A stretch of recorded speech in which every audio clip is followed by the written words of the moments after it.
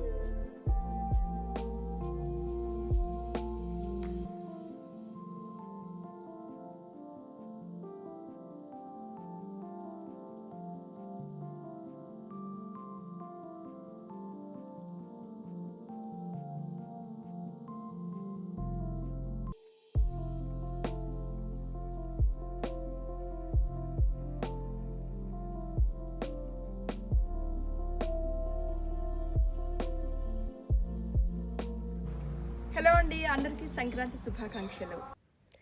ఇక రెండో రోజు సంక్రాంతి రోజు కూడా ఉదయాన్నే లేచి చక్కగా రంగురంగుల ముగ్గులతో వాకిలంతా నింపేశాం.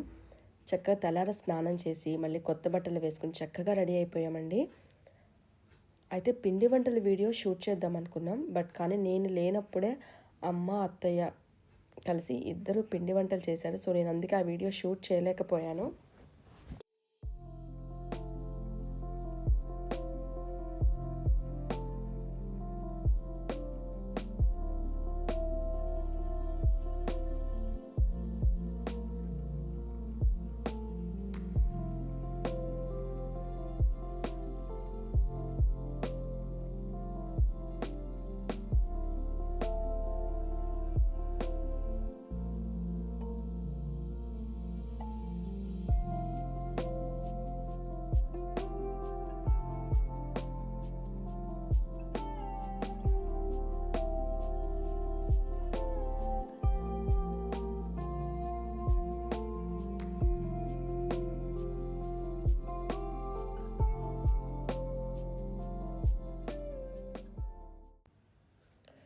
సంక్రాంతి రోజు మధ్యాహ్నం లంచ్ ప్రిపేర్ చేద్దామని స్టవ్ బయట వరండాలో పెట్టి అక్కడ వంట చేసాం.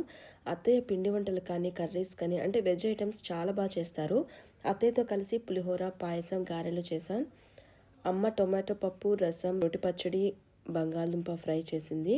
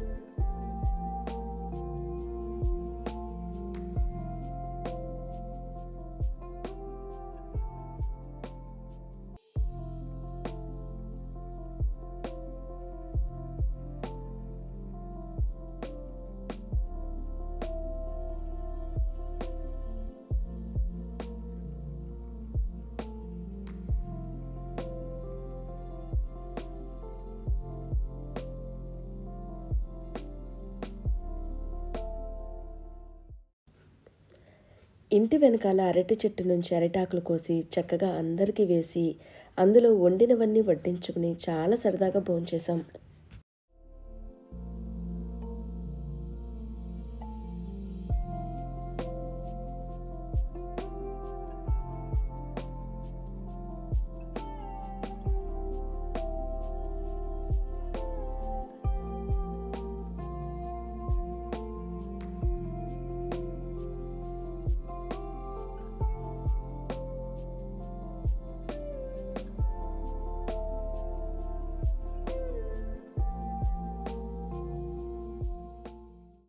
ఎప్పుడు ఎలా ఉన్నా అప్పుడప్పుడు పండగల రోజైనా ఇలా అందరం కలిసి ఒకే చోట కలిసి కూర్చుని భోంచేస్తే ఎంత సంతోషంగా ఉంటుందో కదా.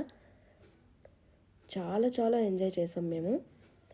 వండినవన్నీ అక్కడ ఎదురుగా పెట్టుకుని కూర్చుని అందరికీ వడ్డించుకుని తింటుంటే ఎంత ముచ్చటగా అనిపించిందో. మాకే చాలా బాగా అనిపించింది. పిల్లలందరూ కూడా చాలా బాగా ఎంజాయ్ చేశారు.